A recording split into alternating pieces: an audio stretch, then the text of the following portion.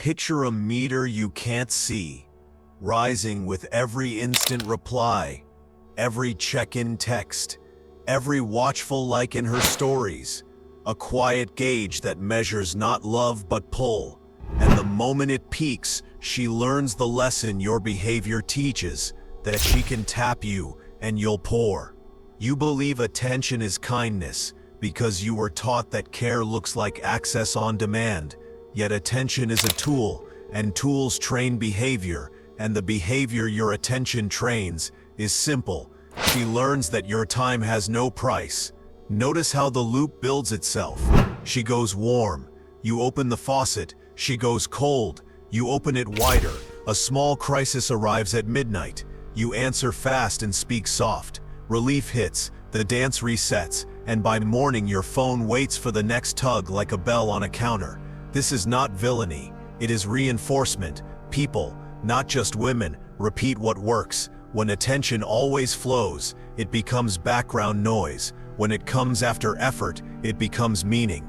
That is why the men who seem mysterious are often just busy men who do not offer constant access, and that spacing creates the very spark others mistake for magic. You do not need to play games, you need to set value. Think about budgets. You budget money, calories and training sets. You can budget attention. Give it where there is reciprocity, where actions match words, where consistency lives beyond the weekend. Withdraw it when the pattern is drama, delay or dangling promises. A simple example will expose the truth. She texts, "We should hang out soon," and you reply with a long block of dates, times and options. She says she'll confirm, then posts a club story with a cocktail and 4 men in the frame. You reply again the next morning to check in, and you feel a sting when the message sits unread while the stories keep moving. What did your attention teach? That she can keep you in reserve while you keep her on a pedestal. Reverse the lesson. Offer one clear invite with a time and place, then go live your day. If she values access, she confirms. If she wants the signal more than the substance, silence meets her until effort appears. Cutting the supply is not rage or punishment. It is the quiet decision to remove the reward from behavior you do not want. The same way you stop feeding a habit you plan to break. Do this with calm body language, regular sleep, clean meals and work that matters. Because a man anchored in his life is naturally selective with his attention, and that selectivity reads as strength. Let the phone face down on wood while you lift, read or build. Let the hours belong to your purpose. Let your words be few and final. When attention stops acting like currency you print at home, it becomes a gift you give by choice, and the right woman understands the difference. If you want to understand why attention behaves like a drug in modern dating, watch the tiny ritual that unfolds between the ping on your phone and the decision you make next. Because in that small window, the brain runs a program that rewards the chase, the uncertainty, and the hope of relief more than it rewards the real relationship itself. Attention triggers reward. The variable schedule makes it stronger. When replies come fast, the brain settles. When replies come irregularly, the brain hunts. The hunt releases more dopamine than the prize. That is why a hot and cold pattern feels powerful even when nothing of substance is there. Jung would call this projection. A story forms in the mind and paints over reality. She does not respond to who you are so much as to the role your attention allows her to play. If you react on cue, the story continues. If you step back, the story breaks and must be rewritten. Scarcity shapes value. When your time is rare and earned, it carries weight. When it is constant, it becomes noise. The mistake many men make is thinking that constant access proves strength, when in truth it proves need. Think of the slot machine. It pays out just enough to keep you pulling the lever. A message here, a heart there, a sudden burst of warmth after a long quiet. Each small win locks you in deeper. Intermittent reinforcement reshapes the nervous system. It teaches patience where none is needed, and urgency where none is wise. You stay near your phone and call it care. This is how attention turns from gift to compulsion. Cutting the supply resets the loop. Not to punish her, to clear your head. You move from reflex to choice. You reclaim the delay between the ping and your action. That delay is power. In that pause, you see whether the situation deserves more of you. A small example shows the mechanism. She vanishes for 2 days, then texts a playful line. You reply in seconds and flood the chat with energy. She rises for an hour, then fades again. You tell yourself she is busy. You double down to hold the spark. The pattern repeats and your mood follows the graph. Now reverse it. She returns with the same playful line. You wait until your next check-in window. You answer clearly and briefly. You suggest a plan. If there is no effort, you end the exchange and return to work. The loop loses oxygen. The spell weakens. You feel your center return. Schopenhauer warned about the will that grabs at what glitters and then suffers when it closes on air. The cure is not bitterness. The cure is self-command. Nietzsche would call it a higher taste, the refusal to trade your day for a rush. Your attention is yours to direct. Treat it like a budget, not an IV line. Reward what is real. Remove fuel from what feeds on fantasy. When the reinforcement ends, the addiction ends. What remains can be tested in daylight and chosen with a steady hand. The easiest way to see when your attention is being farmed is to watch timing, tone, and follow through. Because the truth sits in the small gaps between the message and the plan. And once you see those gaps, you cannot unsee them.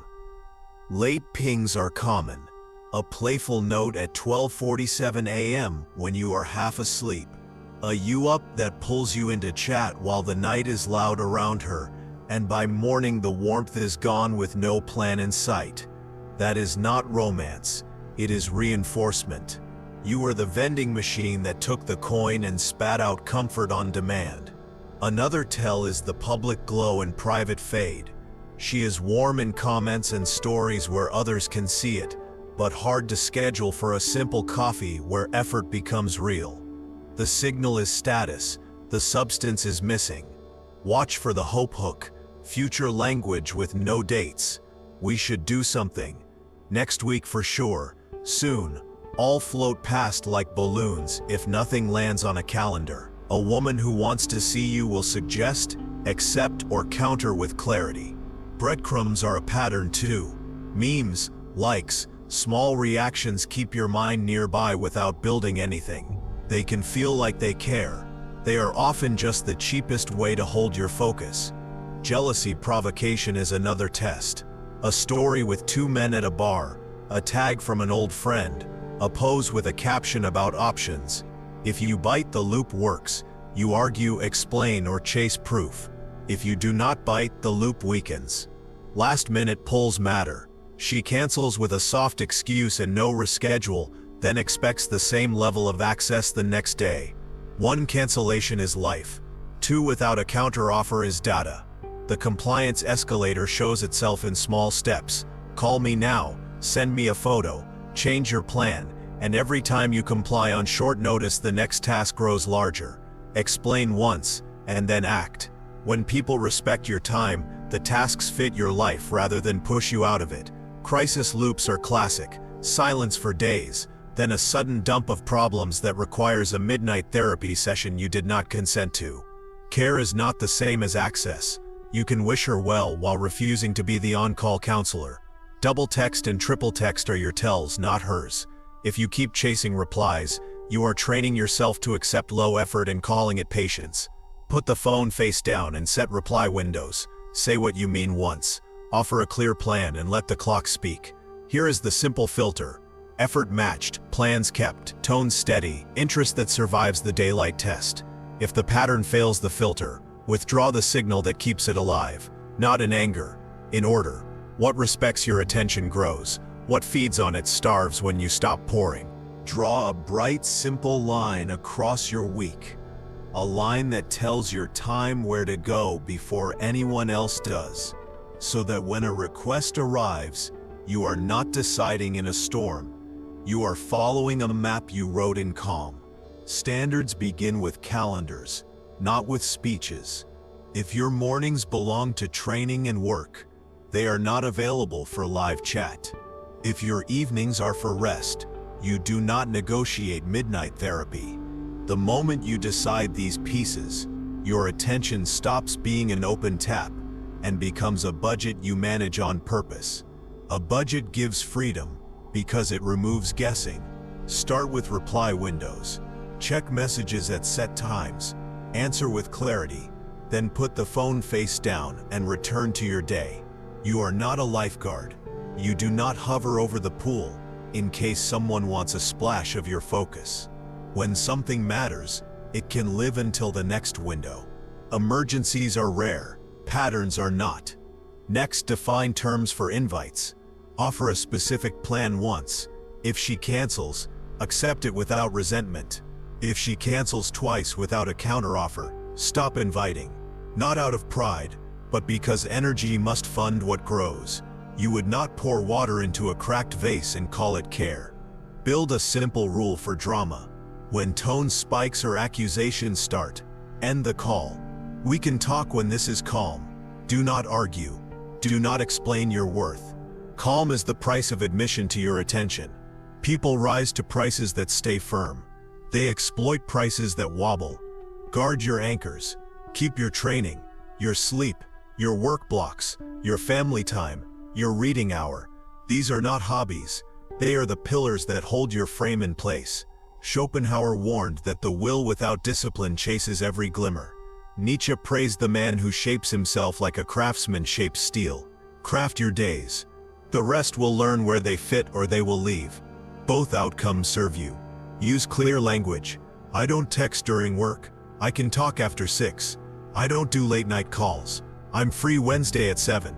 Join if you like. These are not ultimatums. They are facts about how you live. When you speak this way, you feel your spine. Others feel it too. Expect tests. When access tightens, some will push harder to open the gate. You will see bait, jealousy cues, guilt moves, sweet promises with no plan. Answer none of it. Standards do the talking.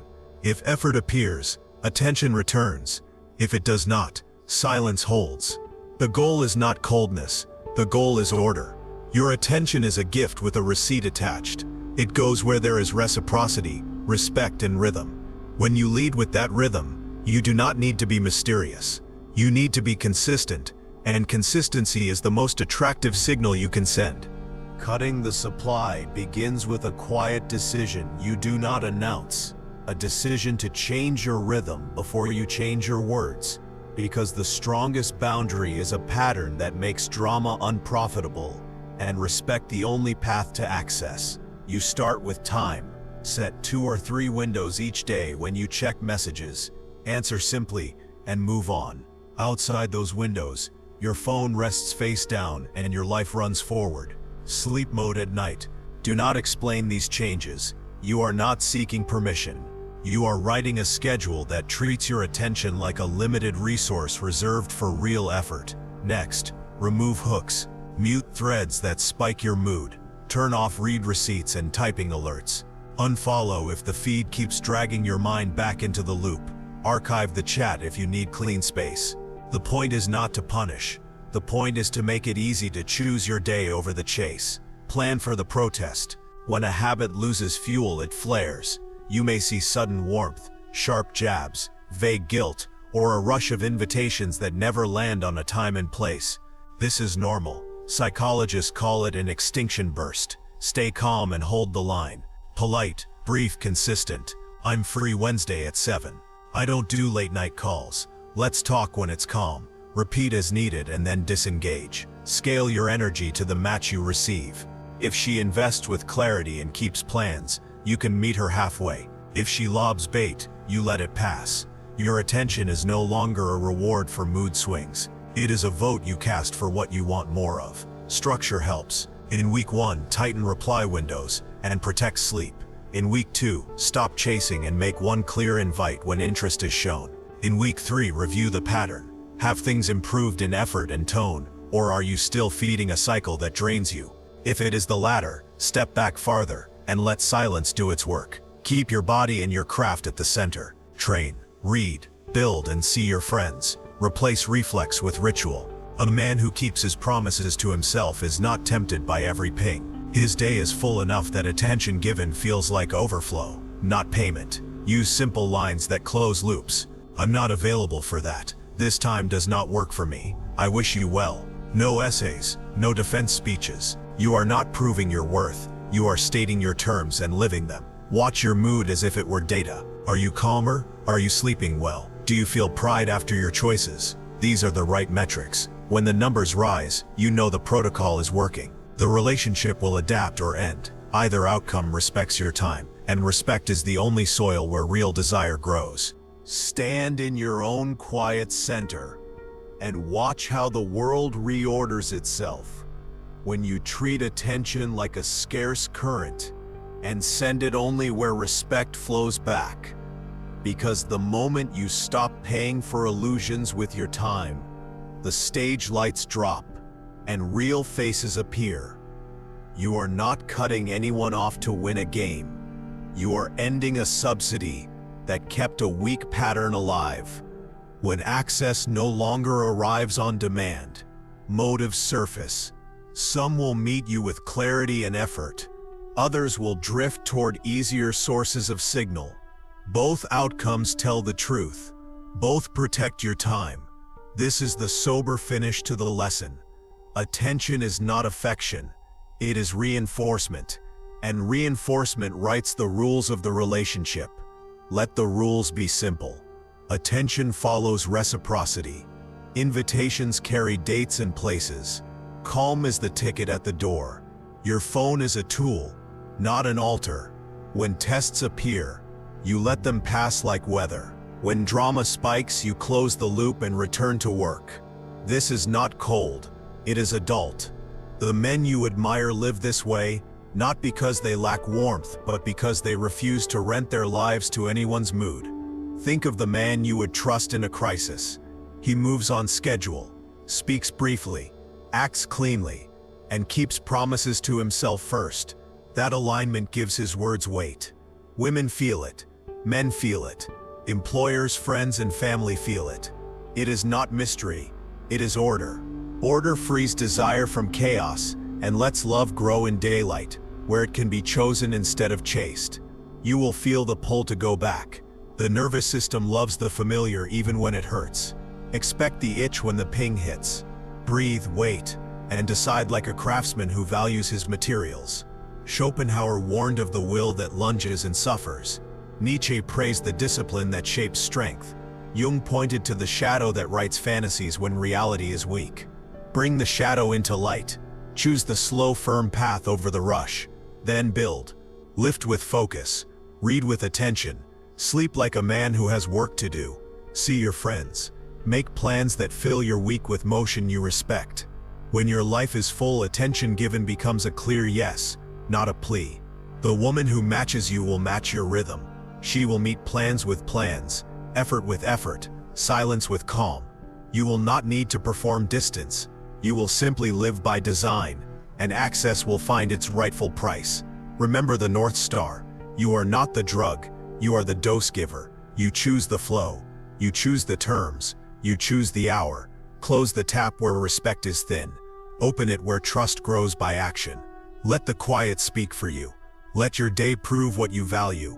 And when you do give attention, give it like a gift with your name on it. Deliberate, limited, and worth receiving. Before you leave, do one small thing that turns this talk into action. Put your phone face down.